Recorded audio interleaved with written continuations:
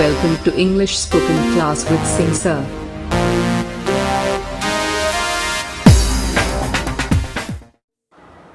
Welcome to English spoken class with Singh sir.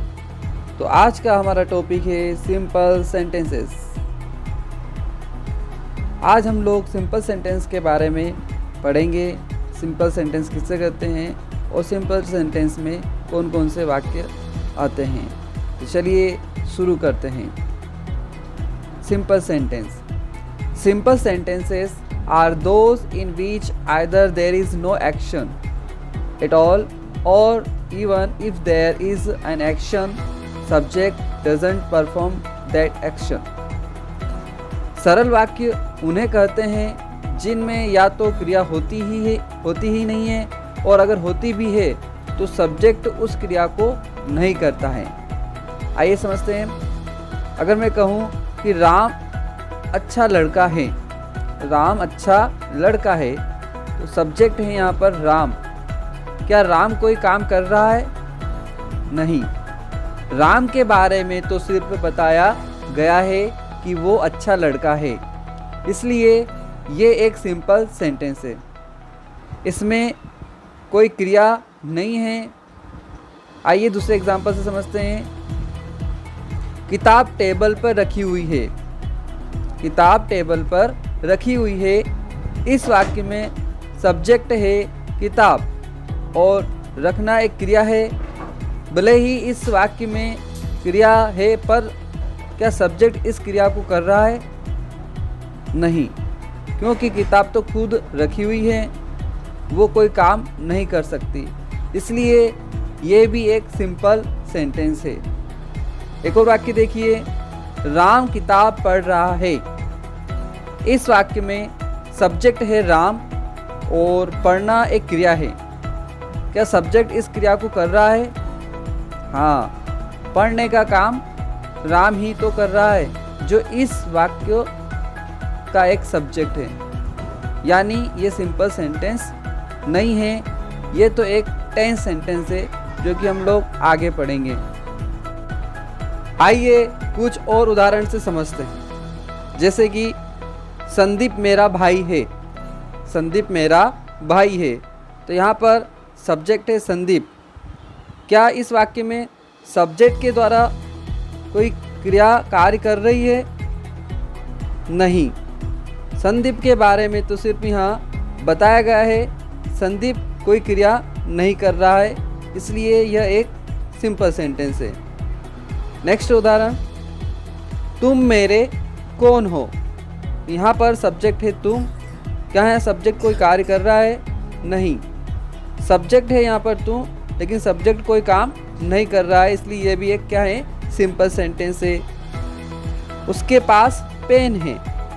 Subject है यहाँ पर वह या वो, जिसको हम बोल सकते हैं। तो उसके बारे में सिर्फ यहाँ पर केवल बताया गया है कि उसके पास पेन है, वो कोई काम नहीं कर रहा है, इसलिए यह भी एक क्या है? सिंपल सेंटेंस है।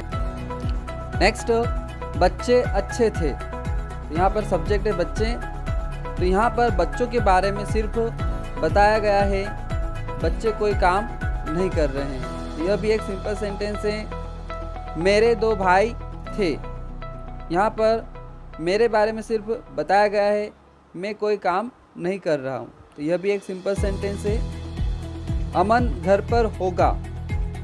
सब्जेक्ट है यहाँ पर अमन और यहाँ पर सब्जेक्ट द्वारा कोई वर्ब काम कर रही है, कोई क्रिया हो रही है? नहीं। यहाँ केवल अमन के बारे में बताया गया है और अमन कोई काम नहीं कर रहा है, इसलिए यह भी एक सिंपल सेंटेंस। आइए समझते हैं सिंपल सेंटेंस कितने टाइप्स के होते हैं। सिंपल सेंटेंस जो होते हैं वो 3 टाइप्स के होते हैं, जिसमें सबसे पहले होता है सिंपल प्रेजेंट। इन वाक्यों के या इन सेंटेंस के अंदर, वाक्यों के अंदर लास्ट में है, हो, हूँ का प्रयोग होता है। उसी तरह से सेकेंड नंबर पर होता है सिंपल पास्ट। तो इन वाक्यों के अंत में था, थी, थे का प्रयोग होता है। नंबर 3 होता है सिंपल फ्यूचर। तो इन वाक्यों के अंत में होगा का प्रयोग होता है। तो आज हम लोग सिंपल सेंटेंस के अंदर सिंपल प्रेजेंट पढ़ने जा रहे हैं। सिंपल प्रेजेंट को हमने 2 कैटेगरी में डिवाइड किया है। तो सबसे पहले फर्स्ट कैटेगरी में पढ़ते हैं। सिंपल प्रेजेंट में इसकी जो हेल्पिंग वर्ब होती है वो होती है इज़, एम, आर। पहचान होती है इन वाक्यों के अंत में है, हो, हु का प्रयोग होता है। अब आइए जानते हैं कि इज़, एम, आर का यूज़ कहाँ और किसके साथ करते हैं। तो सबसे पहले थर्ड पर्सन सिंगुलर सब्जेक्ट के साथ इज़ का हम लोग यूज़ करेंगे। Third person singular means he, she, it के साथ हम लोग इज़ का यूज़ करेंगे। और फर्स्ट पर्सन सिंगुलर सब्जेक्ट के साथ हम लोग एम का यूज़ करेंगे। फर्स्ट पर्सन यानी कि आई के साथ हम लोग एम का इसके अंदर यूज़ करेंगे। बाकी सब्जेक्ट के साथ जैसे कि वी, यू, दे, इनके साथ में हम लोग आर का यूज़ करेंगे। चलिए कुछ एग्जाम्पल से हम लोग समझते हैं। जैसे कि नंबर 1, राम एक अच्छा लड़का है। राम एक अच्छा लड़का है, तो यहाँ सब्जेक्ट है राम। चूँकि राम एक सिंगुलर पर्सन है तो इसके साथ में हम यूज़ करेंगे इज़ का। तो Ram is a good boy. Ram is a good boy. Ram एक अच्छा लड़का है। उसी तरह से नंबर 2, लोग पागल है। लोग पागल है, चूँकि लोग यानी कि पीपल यानी कि ये प्लूरल से, इसलिए यहाँ पर हम लोग पीपल के साथ में आर का यूज़ करेंगे। क्योंकि यह एक प्लूरल है इसलिए हम लोग यहाँ पर आर का यूज़ करेंगे। तो पीपल आर मैड। नेक्स्ट, हम लोग तुम्हारे साथ हैं। हम लोग तुम्हारे साथ हैं। तो हम लोग यानी कि हम लोग, यहाँ पर हम लोग एक फर्स्ट पर्सन प्लूरल है तो इसके साथ में हम लोग आर का यूज़ करेंगे। We people are with you. We people are with you. Next, सभी मेरे प्रिय हैं। सभी यानी प्लूरल्स की बात हो रही है यहाँ पर, तो हम लोग प्लूरल के साथ में यूज़ करेंगे। क्योंकि यह एक थर्ड पर्सन प्लूरल है इसलिए यहाँ पर हम लोग आर का यूज़ करेंगे। सभी मेरे प्रिय है। All are my dear. All are my dear. मैं तुम्हारे लिए अच्छा हूँ।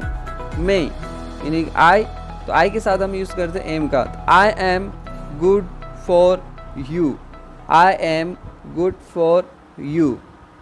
चलिए अब हम लोग अलग अलग टाइप्स की जो सेंटेंस होते हैं उनके साथ इनका यूज़ देखते हैं। जैसे कि नंबर 1, अफर्मेटिव सेंटेंस अगर होता है, जैसे कि राम एक अच्छा लड़का है। राम एक अच्छा लड़का है, तो Ram is a good boy. Ram is a good boy. मैं तुम्हारे लिए अच्छा हूँ। I am good for you. I am good for you. लोग पागल हैं। People are mad. People are mad. ये थे अफर्मेटिव सेंटेंस। अब देखिए नेगेटिव सेंटेंस। तो नेगेटिव सेंटेंस में हमको कुछ नहीं, जो भी हेल्पिंग वर्ब होती है उसके बाद हमको नॉट का यूज़ करना है। फॉर एग्जाम्पल, राम एक अच्छा लड़का नहीं है। Ram is not a good boy. चूँकि यहाँ पे हेल्पिंग वर्ब है इज़, तो इज़ के बाद हम लोग नॉट का यूज़ करेंगे।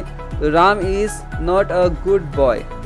मैं तुम्हारे लिए अच्छा नहीं हूँ। I am not good for you. I am not good for you. लोग पागल नहीं हैं। People are not mad. People are not mad. Next type का जो सेंटेंस होता है, एक होता है इंटरोगेटिव। इंटरोगेटिव सेंटेंस में ये कि प्रश्नवाचक होता है, यहाँ से प्रश्न पूछा जाता है। जैसे कि क्या राम एक अच्छा लड़का है। क्या राम एक अच्छा लड़का है। तो इंटरोगेटिव सेंटेंस में हम लोगों को हेल्पिंग वर्ब जो होती है उसको सब्जेक्ट के आगे लाना रहता है। तो क्या राम एक अच्छा लड़का है। तो is Ram a good boy. Is Ram a good boy. क्या मैं तुम्हारे लिए अच्छा हूँ। Am I good for you. Am I good for you. क्या लोग पागल हैं। Are people mad. Are people mad. और पीछे क्वेश्चन मार्क लगाना रहता है हमको इंटरोगेटिव सेंटेंस में। नेक्स्ट है नेगेटिव इंटरोगेटिव सेंटेंस। तो इस तरह में नेगेटिव और इंटरोगेटिव दोनों होते हैं। इसमें सब्जेक्ट के बाद हमको नॉट और सब्जेक्ट के पहले हेल्पिंग वर्ब का यूज़ करना होता है। जैसे कि क्या राम एक अच्छा लड़का नहीं है? क्या राम एक अच्छा लड़का नहीं है? Is Ram not a good boy? Is Ram not a good boy? क्या मैं तुम्हारे लिए अच्छा नहीं हूँ? Am I not good for you? Am I not good for you? क्या लोग पागल नहीं हैं? और पीपुल नॉट मैड? अगर वाक्य में कोई WH फैमिली है, जैसे कि हाउ, वाई, वैन, वेयर आदि, तो इंटरोगेटिव सेंटेंस की शुरुआत में इनको हमको लगाना है और उसके तुरंत बाद हेल्पिंग वर्ब का यूज़ करना है। फॉर एग्ज़ाम्पल, मैं तुम्हारे लिए अच्छा क्यों हूँ? मैं तुम्हारे लिए अच्छा क्यों हूँ? यह एक इंटरोगेटिव सेंटेंस है।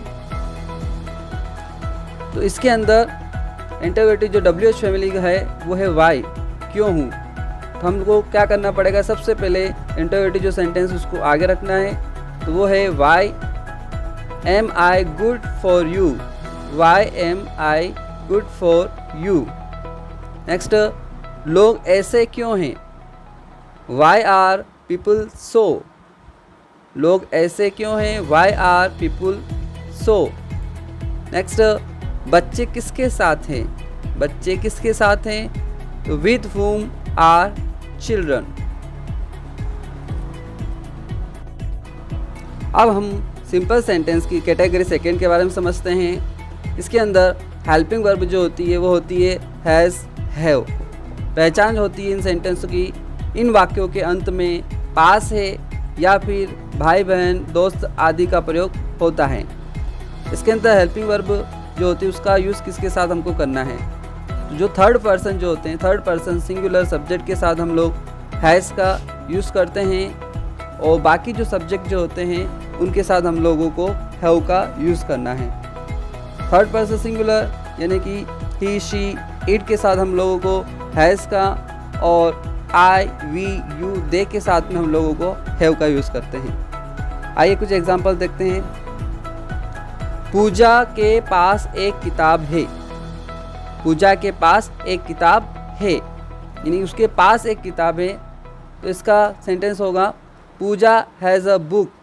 पूजा हैज़ अ बुक, क्योंकि पूजा एक थर्ड पर्सन है और सिंगुलर भी है, तो इसके साथ हम लोग हैज़ का यूज़ करेंगे। पूजा हैज़ अ बुक। नेक्स्ट, मेरे दो भाई है। मेरे दो भाई है, तो मेरे I have two brothers. I have two brothers. Next, Kuldeep का एक भाई है।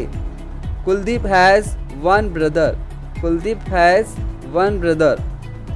मेरी सास के दो भाई है। My mother in law has two brother. मेरे पापा के 5 भाई है। My father has 5 brothers. यह सब्जेक्ट माई फादर चूँकि एक थर्ड पर्सन सिंगुलर है, इसलिए हमने इसके साथ में हैज़ का प्रयोग किया है। आइए जानते हैं नेगेटिव सेंटेंस में इसमें हम लोग किसका यूज़ करते हैं। नेगेटिव सेंटेंस के लिए हम लोग इसके अंदर डजंट हैव या डोंट हैव का हम लोग यूज़ करते हैं पास नहीं के सेंस में। थर्ड पर्सन सिंगुलर सब्जेक्ट के साथ में third person singular he, she, it के साथ हम लोग डजंट हैव का प्रयोग करेंगे और आई, वी, यू, दे के साथ में हम लोग डोंट हैव का प्रयोग करेंगे। आइए एग्जाम्पल से समझते हैं। राम के पास किताब नहीं है। राम के पास किताब नहीं है। Ram does not have a book. हम डजंट भी बोल सकते हैं या डज नॉट भी लिख सकते हैं। Ram doesn't have a book, क्योंकि सब्जेक्ट राम है और यह एक थर्ड पर्सन है और सिंगुलर्स भी है, इसलिए हम लोग इसके साथ में डजंट हैव का प्रयोग करेंगे। मेरे दो भाई नहीं हैं। I don't have two brothers.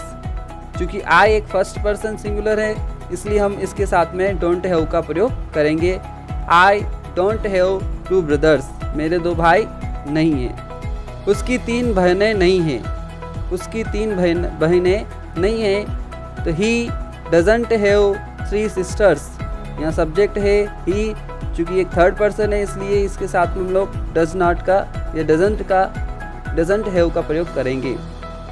चलिए एक बार फिर से देख लेते हैं चारों टाइप्स के जो भी सेंटेंस हैं, अफर्मेटिव, नेगेटिव, इंटरोगेटिव और नेगेटिव इंटरोगेटिव सेंटेंस हम लोग देख लेते हैं। अफर्मेटिव सेंटेंस, राम के पास किताब है।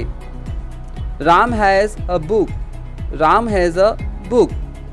मेरे 2 भाई हैं। I have 2 brothers. I have 2 brothers. Negative sentence, Ram के पास किताब नहीं है। Ram does not have a book. Ram does not have a book. मेरे 2 भाई नहीं हैं। I don't have 2 brothers.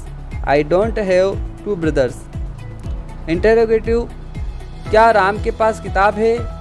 Does Ram have book. Does Ram have a book.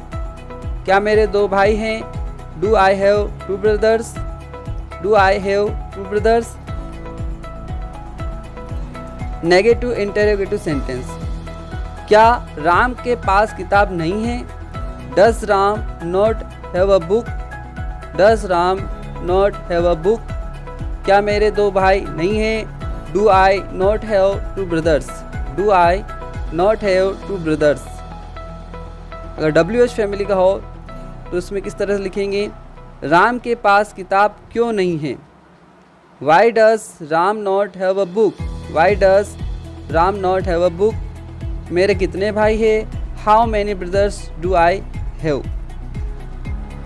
तो आज हम लोगों ने सिंपल सेंटेंस के फर्स्ट वाले भाग के बारे में पढ़ा, सिंपल प्रेजेंट के बारे में हम लोगों ने पढ़ा। नेक्स्ट आने वाली वीडियो में हम लोग सिंपल पास्ट और सिंपल फ्यूचर के बारे में पढ़ेंगे। आई होप कि आप लोगों को समझ में आ गया होगा। Thank you.